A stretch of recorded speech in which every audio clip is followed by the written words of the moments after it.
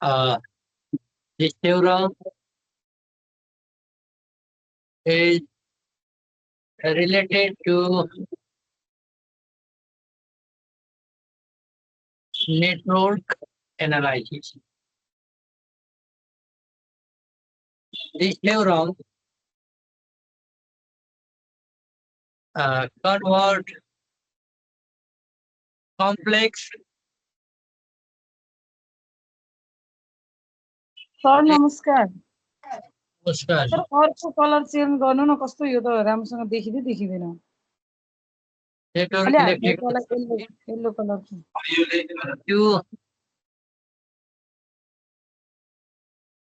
to equivalent अस्ति हाम्रो सेरी circuit थियो हैन सेमिनारमा यो इक्विभ्यालेन्ट प्यारलल सर्किट हो है parallel circuit it consist of अब यसमा पनि कति भनौं 3 फिचर्स हैन 3 features that is Norton current IN is the current passed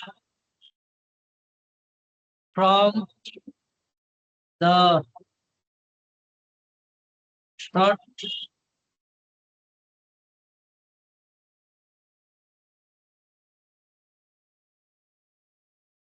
short circuit and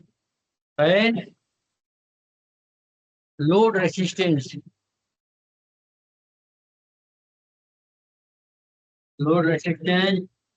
was remove and त्यति भनेर बुझिएला हैन त शर्ट लोड रेजिस्टेन्स रिमुभ गरेर बनाएको शर्ट सर्किटबाट पास भएर जाने करेन्ट भनेकै चाहिँ के हो त नर्टन करेन्ट हो है त्यसलाई हामीले आइएन भन्छौं अब आरएन र नर्टन रेजिस्टेन्स आरएन र आरटीएच एउटै हुँदै आरएन र आरटीएच भनेको के हुन्छ एउटै हो सेम हो किन सेम भनेको भने आरएन भनेको थेभेनिन सर्किटमा पनि हामी लोड रेजिस्टेन्सलाई हटाएर त्यो पोइन्टबाट अरु चाहिँ सोर्सहरुलाई सर्ट सर्किटिङ गर्दाखेरि भएको टोटल रेजिस्टेन्स हो हैन RN equal to is total resistance हैन given from open circuit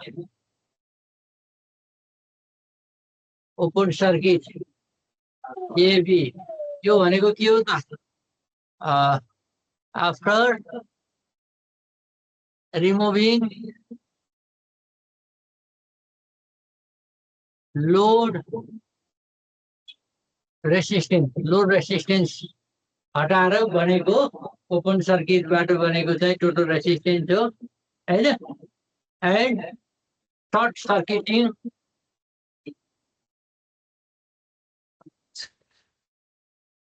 circuiting the load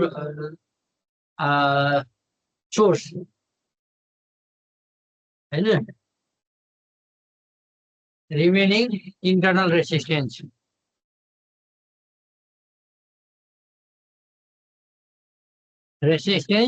is series connection यदि त्यहाँ सोर्स छ भने त्यो सोर्सलाई हटाउने अनि सोर्सको इन्टरनल रेजिस्टेन्स छ भने त्यसलाई चाहिँ सिरिज कनेक्सन गरेर प्रिपेयर गर्दाखेरिको ओपन सर्किटबाट हेर्दाखेरिको ओपन पोइन्ट एबीबाट हेर्दाखेरिको टोटल रेजिस्टेन्स भनेको के हो त आरएन हैन अब अर्को त के हुन्छ त आरएल भनेको लोड रेजिस्टेन्स आरएल भनेको लोड रेजिस्टेन्स हो हैन त्यसैको हामी करेन्ट क्याल्कुलेट गर्छौं अब यो सर्किट कस्तो हुने भयो त भन्दा प्यारलल हुने भयो भनेको छ नि त हामीले यो भनेको के हो यो आइएन हो है, यो आइएन हो, यो आरएन हो भने लोड रेसिस्टेन्स अब हामी कसरी जोड्छौँ त? यसरी लोड रेसिस्टेन्स आरएल जोड्छौँ। ठिक छ? बुझ्नु भएको छ? यहाँ बुझेला हुँदै लेखिदिएको नोट्स त्यहाँ छ हैन? ल अब यसको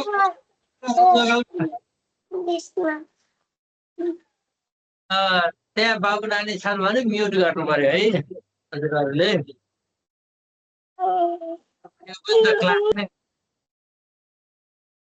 है लाइन्स। अब यसमा करेन्ट डिभाइडर रुल आउनुहोस् त। यो भनेको आइएन हो, यो आइएन, यो के हो? आरएन, यो के हो? आरएन है। अब करेन्ट डिभाइडर रुल प्यारललमा त यहाँबाट गएको करेन्ट एउटा यता जान्छ एउटा यता जान्छ, करेन्ट डिभिजन भएर जान्छ नि त है। अब यसको करेन्ट डिभाइडर रुल के हुन्छ भन्नुहोस् त? Load from the I current through the IL भन्यो भने के गर्नु पर्छ? अब करेन्ट आरएन प्लस आरएन पहिला आइएन गर्नु पर्यो आइएन हैन, इन्टु गर्नु पर्यो। अब भन्नुहोस् त आरएलबाट पास गर्दा के गर्नु पर्यो? RN by RN plus RN हो, RN divided by RN plus. यो चाहिँ नर्टन रेसिस्टेन्स के अरे नर्टन सर्किटबाट हामीले के गर्ने त भन्दाखेरि लोड रेसिस्टेन्सको करेन्ट क्यालकुलेटिङ गर्ने फर्मुला। अब थ्योरी एक्सप्लेन गर्यो भने यति भन्नु पर्यो हैन। अब स्टेप लेख भन्यो भने पनि अहिले मैले मुखले भनेको कुरा स्टेपमा लेखिदियो। स्टेप भनेको चाहिँ के हो? स्टेप फर्स्टमा चाहिँ के हो त? रिमुभ लोड रेसिस्टेन्सलाई रिमुभ गर्नु पर्यो एक नम्बरमा हैन। दुई नम्बरमा के गर्नु पर्यो त भन्दाखेरि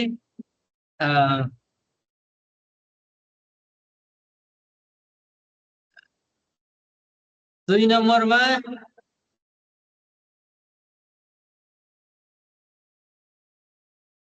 calculating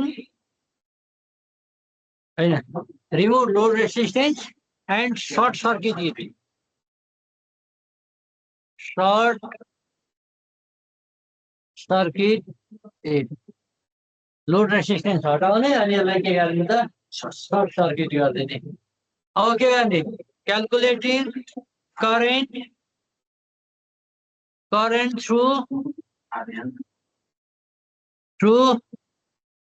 short circuit.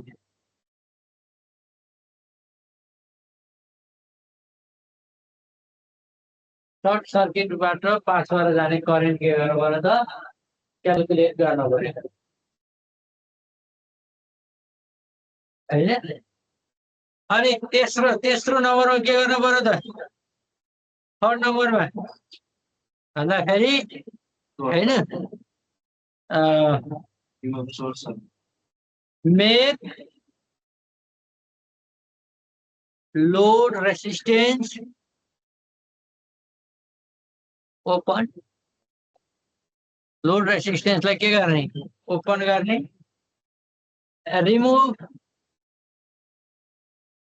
remove all voltage or current source and short circuit it and remaining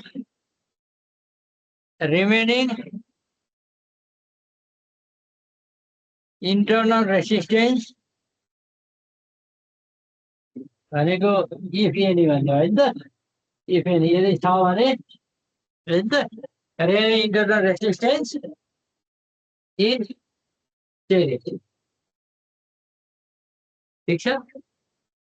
थर्डमा यो कुरो गरियो। अब फोर्थमा के गर्छौं त? भन्नु है यहाँ यहाँ एउटा कुरा अलिकति थाहा इज त्यो आइएन हो त्यो कुरा नि यहाँ मेमोरी गर्नु पर्यो नि त होइन अनि यहाँनिर आएर अब के भयो क्यालकुलेट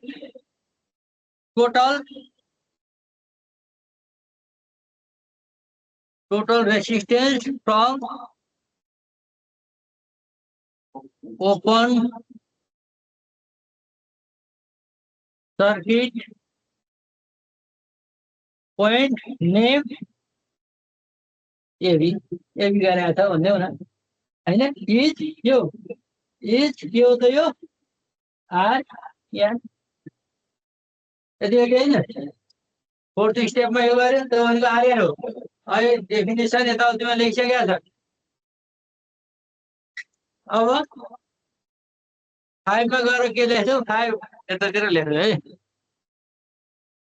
हो 5 मा हैन prepare Norton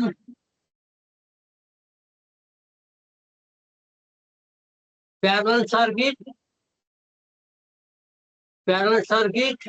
reconnecting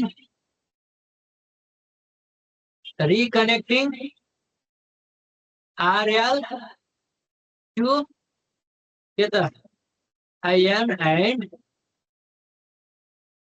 RL is shown in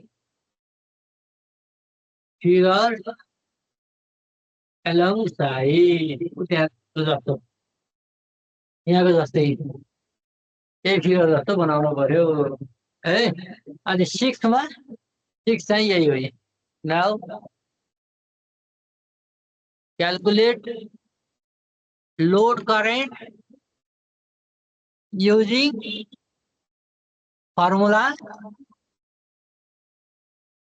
यो यही लेख्नुपर्छ भन्ने छैन है बुझेपछि त यही लेख्नु त भने यस्तै कुरो मिलाएर लेख्ने होइन यहाँ नबुझ्ने कुरा केही छ त मलाई छ जस्तो लाग्दैन यति कुरा बुझ्नुभयो भने अब हिसाब पनि आफै गरिहाल्नु